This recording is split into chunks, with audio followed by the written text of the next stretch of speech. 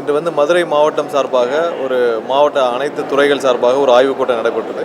So அதில் வந்து அடுத்து என்னென்ன திட்டங்கள் தேவை, ஒவ்வொரு துறை சார்பாக என்னென்ன திட்டங்கள் தேவை, ஒவ்வொரு துறை சார்பாக என்ன மாதிரியான இப்போ கரண்ட் ப்ராக்ரஸ் என்ன மாதிரி இருக்குது, என்னென்ன திட்டங்கள் பாதியிலே கிடப்பல் இருக்குது, என்னென்ன தேவை, இப்போ பள்ளி கல்வித்துறைக்குன்னா அவங்களுடைய பள்ளிகளுக்கு என்ன தேவை, அரசு பள்ளிகளுக்கு என்ன தேவை, இந்த மாதிரி ஒவ்வொரு துறை சார்ந்து இப்போ டாஸ்மார்க் சார்பாக எவ்வளோ வந்து வயலேஷன்ஸ் இருக்குது எல்லாமே. அப்புறம் மைன்ஸில், அதாவது மைன்ஸ் டிபார்ட்மெண்ட்டில் எந்தெந்த குவாரிகள் எவ்வளோ ஆய்வு கூட்டம் நடந்துகிட்ருக்கு, எந்தெந்த இடத்துல வயலேஷன்ஸ் இருக்குது, அது சம்மந்தமாக எல்லா துறைகள் சார்ந்த ஒரு ஆய்வு கூட்டம் நடைபெற்று முடிந்தது. ஸோ அவர்கள் ஒவ்வொருத்தரும் என்னென்ன தேவை, இப்போ சென்னையில் மதுரையில் நமக்கு தேவையான இப்போ ஜிஹெச்சுக்கு தேவையான ஹாஸ்பிட்டல்ஸ், இட வசதி, எங்கெங்கெல்லாம் இடம் தேவை, அரசு நிறுவனங்களுக்கு இடம் தேவை, இது மாதிரியான அனைத்தும் கேட்கப்பட்டது. ஸோ அவங்கெல்லாம் அது சம்மந்தமாக மீண்டும் வந்து என்னென்ன தேவை குறித்து டீட்டெயில்டாக ரிப்போர்ட் கொடுப்பாங்க. இது அனைத்தையும் நம்ம ரெடி பண்ணி அடுத்த வர்ற பட்ஜெட்டுக்குள்ளே தேவையான ஃபண்டு ஒதுக்கிறதுக்கு தேவையான முயற்சிகளையும், எங்கெங்கெல்லாம் மற்ற துறை சார்ந்த இடங்கள் தேவைப்படுதோ அதெல்லாம் கேட்டு பெற நிலைமையில் இருக்கும். ஸோ அதெல்லாம் ஆய்வு செய்து முடிச்சிருக்கோம். அடுத்த வாரம் வெள்ளிக்கிழமை அடுத்த கட்ட கூட்டம் இருக்குது. ஸோ அதில் மீண்டும் இதெல்லாம் ஃபைனலைஸ் பண்ணிவிட்டு ஸோ இதை முதல்வர் இடத்துக்கு கொடுத்து தேவையான அனுமதி பெற்று அடுத்த கட்டத்துக்கு கொண்டு போகும். வேறு ஏதாவது கேள்வி இருந்தால்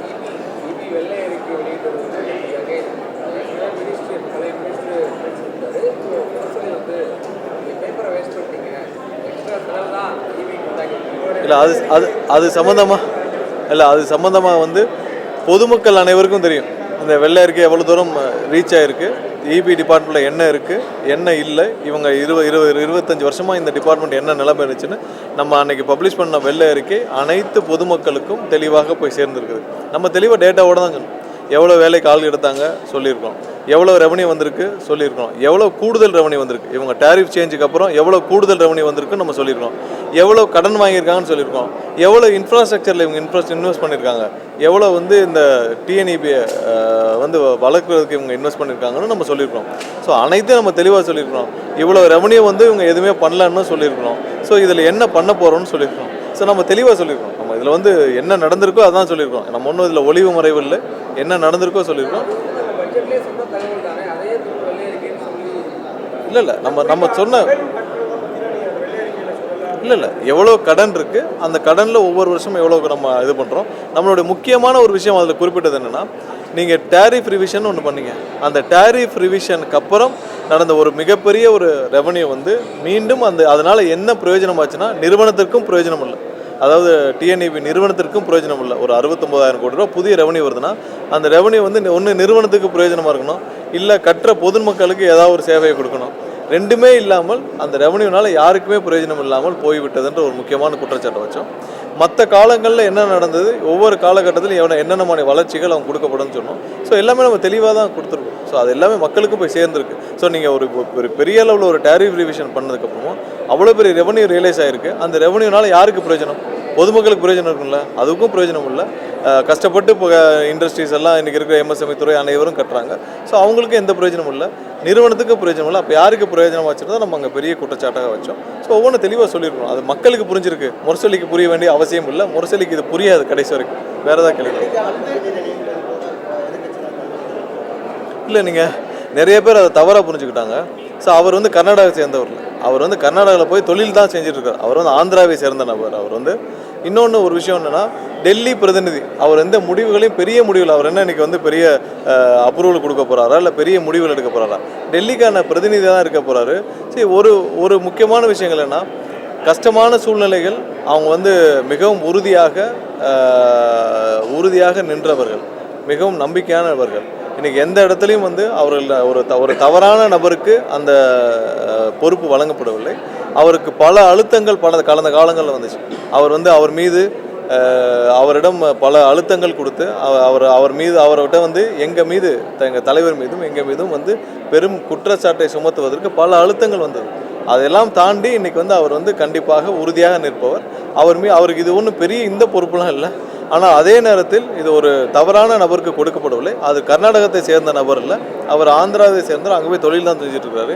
எனக்கு ஏதோ இது இல்லை. அது வந்து நீங்கள் அவர் இங்கே தமிழ்நாட்டில் வேலை பார்க்க போகிறது இல்லையா, அவர் டெல்லியில் தானே இருக்க போகிறார்.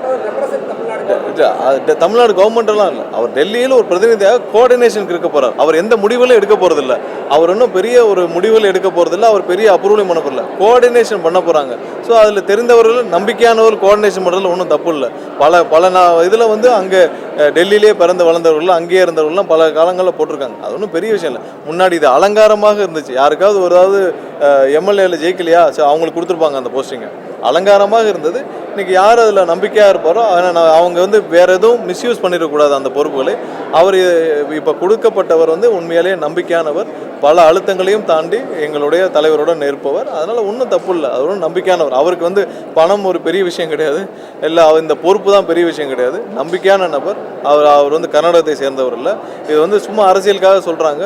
நம்பிக்கையான நபர், அதில் ஒன்றும் தப்பு இல்லை. அவர் பெரிய முடிவுகளையும் எடுக்க போகிறதில்ல. இது பெருசாக பூதகரமாக்குறதுக்கு ஒன்றும் இல்லை. ஏன்னா அவர் பிரதிநிதியாக இருந்து ஒரு அரசுக்கு ஒரு சின்ன சின்ன கோஆர்டினேஷன்ஸ் பண்ண போகிறார்.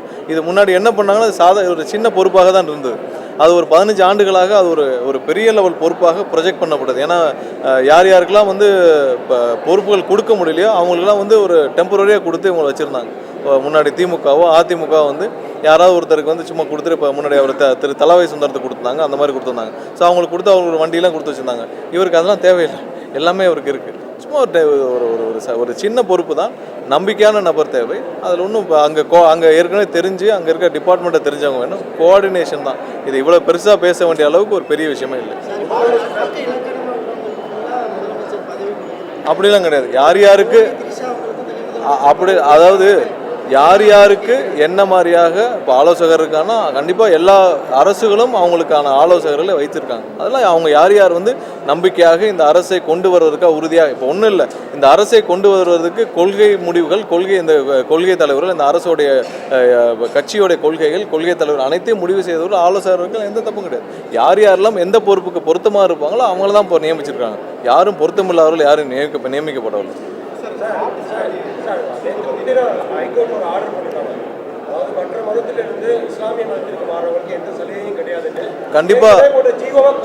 கண்டிப்பா இந்த ஆர்டர், அதாவது இல்லை கண்டிப்பா அதை எதிர்த்து இப்போ அந்த தீர்ப்பை எதிர்த்து தமிழக அரசு மேல்முறையீடு செய்ய வேலைகளை துவக்கி இருக்கிறோம். கண்டிப்பாக அந்த தீர்ப்பை எதிர்த்து நம்ம வந்து தமிழக அரசு மேல்முறையீடு செய்யும். இல்லை கண்டிப்பாக கிடையாது.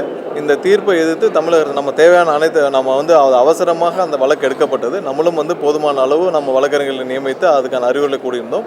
பட் அதே நேரத்தில் இந்த வழக்கை எதிர்த்து கண்டிப்பாக நாம் மேல்முறையீடு செய்வோம். அதற்கான வேலைகளை ஆல்ரெடி துவக்கிவிட்டோம்.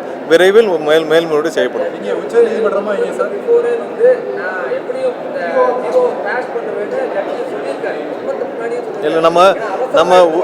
இல்லை நம்ம உயர்நீதிமன்றத்தில் ஜட்ஜி குறிப்பிட்டதை நான் பொதுவெளியில் குறிப்பிட வேண்டான்னு பார்க்குறேன். ஏன்னா அது பொதுவெளியில் பேச வேண்டாம். பட் அதே நேரத்தில் இது குறித்து நம்ம அனைத்து முயற்சிகளையும் எடுத்தோம். நம்ம டைமும் கேட்டோம், ஆனால் டைம் கொடுக்கப்படவில்லை. நம்ம கண்டிப்பாக இதை மேல்முறையீடு செய்வோம்.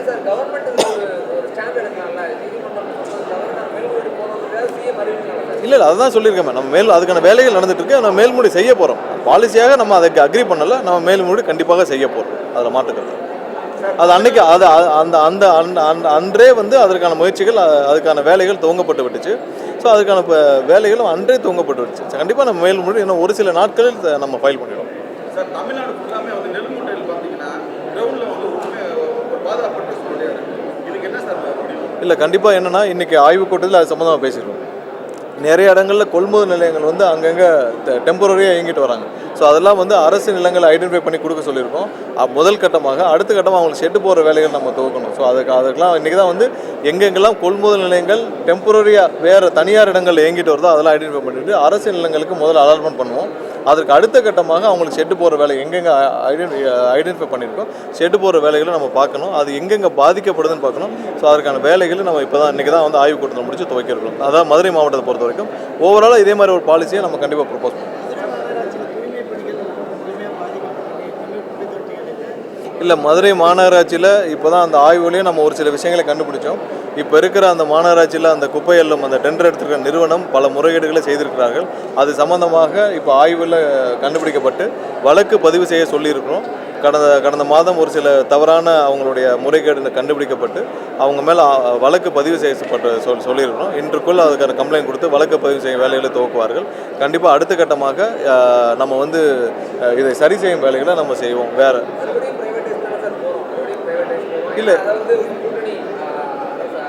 இல்லை ஏற்கனவே நிறுவனம், அதாவது நம்ம சாலிட் வேஸ்ட் மேனேஜ்மெண்ட்டு நம்ம தனியார்ட்ட தான் கொடுத்தாகணும். நம்ம வந்து அவங்க வேஸ்ட் மேனேஜ்மெண்ட்டுக்கு நிறைய இடத்துல தனியார் தான் கொடுத்தாகணும். ஸோ அதே மாதிரியான வேஸ்ட் மேனேஜ்மெண்ட் பண்ணுவோம். ஏற்கனவே இருக்கிற எக்ஸிஸ்டிங் வந்து நம்மளுடைய பணியாளர்கள் எந்த டிஸ்டர்பன்ஸும் பண்ண போகிறதில்ல. வேஸ்ட் மேனேஜ்மெண்ட் நம்ம அவங்களுக்கு தான் கொடுக்க போகிறோம். ஸோ அது வந்து தனியார்ட்ட எப்படி இருக்கோ அதே மாதிரி பாலிசி தான் பண்ண போகிறோம். பட் இப்போ இருக்கிற நிறுவனம் செய்த தவறுகளுக்கு நம்ம ஆல்ரெடி கண்டுபிடிச்சிருக்கோம். அதுக்கான வழக்குகள் பதிவு செய்யப்படும்.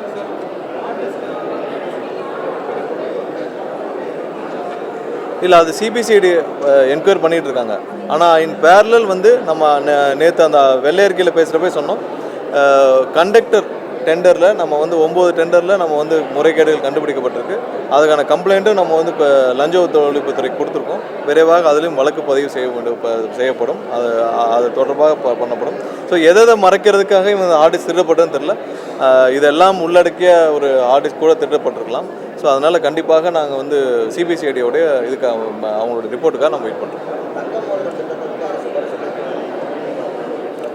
இல்லை, கண்டிப்பாக அந்த திட்டத்தில் என்ன அறிவிக்கப்பட்டதோ அது கண்டிப்பாக தொடரும். அதில் இருந்த மாற்றம்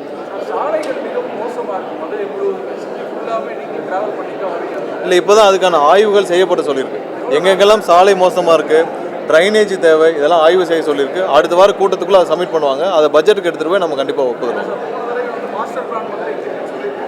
அப்புறம் அடுத்ததாக வந்து இப்போ நீங்கள் இந்த காலையில் சொல்லியிருந்தாங்க இந்த ஐடி கார்டு விஷயமாக, ஸ்கூலில் ஐடி கார்டு விஷயமாக. ஸோ கண்டிப்பாக அதில் அது தவறாக புரிந்து கொள்ளப்பட்டது. அந்த மாதிரி எந்த ஜாதி பெயரையும் எதையும் இல்லை, அது வந்து என்னென்னா, அவர் வந்து ஜாதி சான்றிதழ் இப்போ ஸ்கூலில் கொடுத்துட்ருக்காங்க குழந்தைகளுக்கெல்லாம்.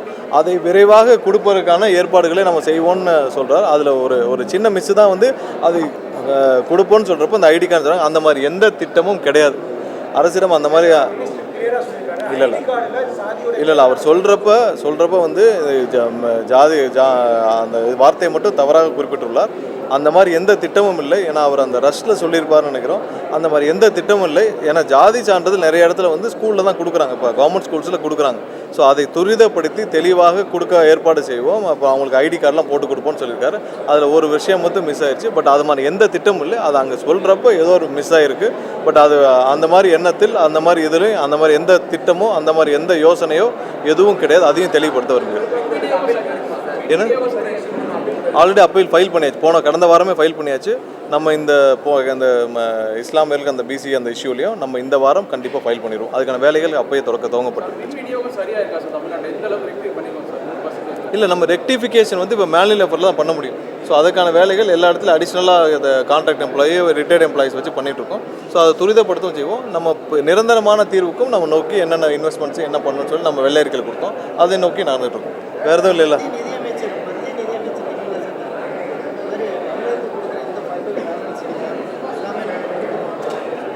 இல்லை, எங்கெங்கெல்லாம் வந்து கொடுக்கப்பட்டு சொல்லுவாங்க, மற்ற நிறைய துறைகளுக்கு கொடுக்காமல் இருக்கிறாங்க. ஸோ அந்தந்த துறை சார்ந்து வந்து இப்போ இன்றைக்கி கூட ஆய்வுக் கூட்டத்தில் மத்திய அரசுலேருந்து வர்றதில் வந்து ஒன்றிய அரசுலேருந்து வர்றதில் ஒரு சில டிலே இருக்குன்னு சொல்லியிருக்காங்க.